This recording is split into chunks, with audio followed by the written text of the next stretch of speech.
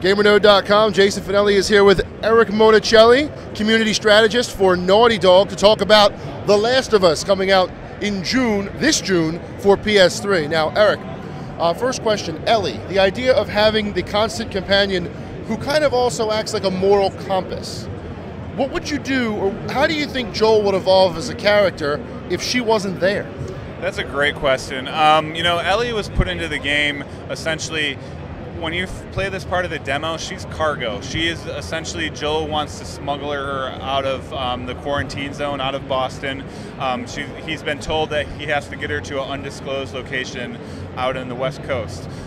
So what that means is, you know, this is a world that's very grounded in reality, very grounded in what the reality of this time is, which means it's a decimated world. There's no, you know, like media, mass media, microphones, cameras, cell phones, things as we know it are no longer exist. Normal means of communication are gone. So Ellie, essentially, they have this bond that forms that goes along. Saying that she's a moral compass is a bit of a interesting study, but because he is a smuggler at the time, but she is also, you know, cargo to him. So he's just doing a job. Right. That's all he thinks about it as. And so as the game progresses, you're going to learn more about who they are as people. It's a study in contrast, because Joel was actually born before the pandemic, and Ellie was born during the pandemic. So all she knows is this harsh, brutal, very violent world, where Joel knows this world that's, you know, you and I know. It's about, you know, you got football, you got things like that that are a little bit, you know, normal, the familiar stuff. And so we wanted to make this game about a study in contrast. We want to give you that sort of sense that you're always growing and developing and evolving with these characters as you move through the game. Cool, cool. Now, in previous videos before, this is the first playable demo ever, right? Yeah, this is for the public. For the public, yeah. For the public. I've noticed that when you kill an enemy, the other enemies are like, oh no, kind of like legitimately upset that he's been killed. Yep.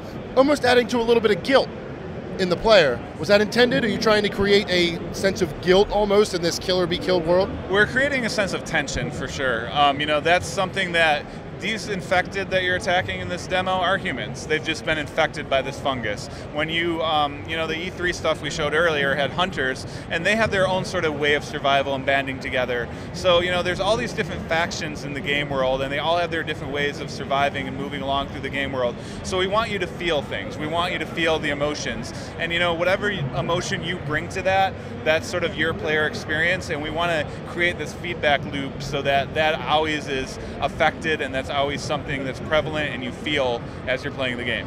Right, cool. Now, I noticed in this demo there's two types of infected, the ones that were just infected, and you can treat them like feral humans almost, yes. And then the clickers. Yes. The clickers make things a lot more difficult than I expected, to be honest. Was that the one-hit kill, basically, design, is that just so that you fear these guys more than normal, like zombies or the other infected? So yeah, the other infected you're referring to are called runners, and they're the earliest stage of infection. They still have use of their eyesight. They still can figure out things, you know, like by our normal human senses for the most part. The clickers have evolved to the point where they've become monsters. There's these creatures that communicate via echolocation. They can hear you a lot more acutely, so you're going to want to be very careful about how you attack them and how you engage with them. And we wanted to create that tension that, yes, there are these creatures out there that are a little bit more dangerous than the other ones, but in essence, you always have to watch your back. You always have to be on your toes. You have to remain alert. You know, it's an unpredictable world. It's a world of survival. Sure. Now, this is probably one of the most serious, or one of, if not the most serious games you've ever made at Naughty Dog. Because you had Crash Bandicoot, lighthearted, Jak and Daxter, lighthearted, Uncharted, a little more serious, but still pretty lighthearted. Can we expect some of that trademark Naughty Dog humor, even if it's just like a like a little snicker type thing, or is this going to be all serious all the time? No, you can, you know, it's not a laugher. It's not an knee slapper or anything like that. But yeah, some of that humor that's trademark of Naughty Dog that is sort of in our writing DNA and sort of just who we are as a studio. It'll be pervasive throughout this game world, as it fits in the context of the game world. It might be a little bit darker humor, but you'll hear some of those, you know, those quips and sort of audio things like that. You might have noticed some of them already in our E3 demo, and then the Bill's cinematic we released, Ellie had some good one-line zingers in there.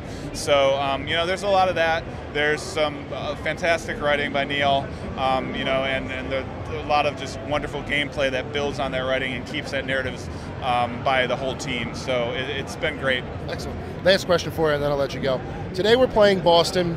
We've also seen Pittsburgh, and you mentioned that he has to take Ellie out to the West Coast. Will they all be sprawling urban landscapes like this, or will there be some kind of like deserty types where it's just flat lands and you can see it way ahead of you, but the danger's still there? Well, as you know by Naughty Dog, we have a sort of history of doing very rich and varied games. We have a lot of sort of different environments and different color palettes you even move through as you go through the game. We do a lot of color scripting at the studio. You know, we'll put up like the whole game journey on the wall and figure out what colors work and what sort of provides the right emotional feedback and the right player feedback as you move through the game. So you're going to see a lot of varied environments as you move through this game.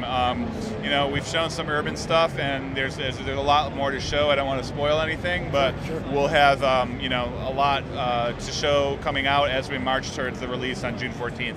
Excellent. Thank you very much for talking with us today. Eric Monacelli for The Last of Us. Keep it here for more. Awesome. Thanks, sir. Those are some good questions. Oh, well.